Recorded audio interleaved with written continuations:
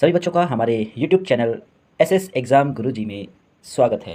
बच्चों, हम लोग आपके लिए लेकर आते हैं यूपी बोर्ड एग्ज़ाम से जुड़ी हुई इम्पोर्टेंट टॉपिकों के बारे में आसान भाषा में, आसान तरीके से, ताकि आप लोग अपनी तैयारी कर सकें, अपने बोर्ड एग्ज़ाम में बेहतर से बेहतर अंक ला सकें। तो जैसे कि आज हम बात करने वाले हैं कक्षा 10 की विज्ञान का पहला चैप्टर, जिसका नाम है रासायनिक अभिक्रियाएँ एवं समीकरण।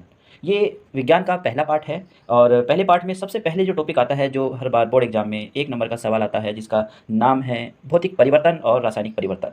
यानी भौतिक परिवर्तन और रासायनिक परिवर्तन। जैसे कि हमने इसमें दिखाया है कि परिवर्तन 2 प्रकार के होते हैं, एक भौतिक परिवर्तन और एक रासायनिक परिवर्तन।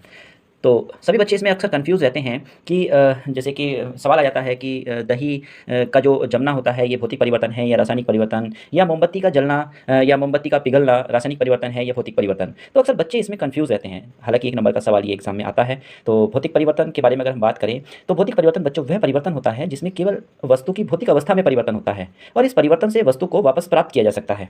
जैसे कि बिजली का जो बल्ब है वो जलता है और बुझता है, यानी कि इसके जलने से और बुझने से बिजली के बल्ब पर कोई फ़र्क नहीं पड़ता है, वो वापस अपनी स्थिति में पुनः आ जाता है। और दूसरा एग्जांपल इसमें है शक्कर या नमक का जल में घुलना। अब आप सोच रहे होंगे कि सर, जल में नमक घुल जाती है, गायब हो जाती है, शक्कर जल में घुलती है, गायब हो जाती है। लेकिन अक्सर आपने देखा होगा कि अगर हम जो शक्कर घुले हुए जल को अगर हम गर्म करें, उबालते रहें, तो उबल कर जल तो निकल जाता है, लेकिन नमक या शक्कर जो है उसकी तलहटी पर इकट्ठा हो जाता है, जितना भी हमने उसमें गिरा था। तो अगला होता है हमारा रासायनिक परिवर्तन।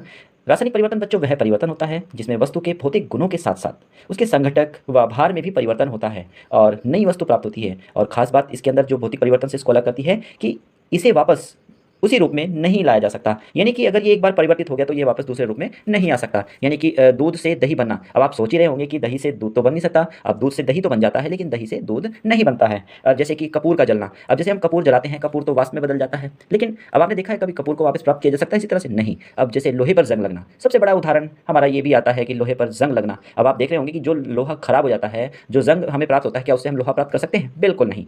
तो ये थे बच्चों हमारे परिवर्तन के बारे में, भौतिक परिवर्तन और रासायनिक परिवर्तन। उम्मीद है आपको ये भौतिक परिवर्तन और रासायनिक परिवर्तन समझ में आया होगा और हम उम्मीद करते हैं कि बोर्ड एग्जाम में आपका 1 नंबर बिल्कुल पक्का हुआ होगा। तो इसी तरह से हमारे साथ तैयारी में जुड़े रहिए, हम आपके लिए लेकर आएंगे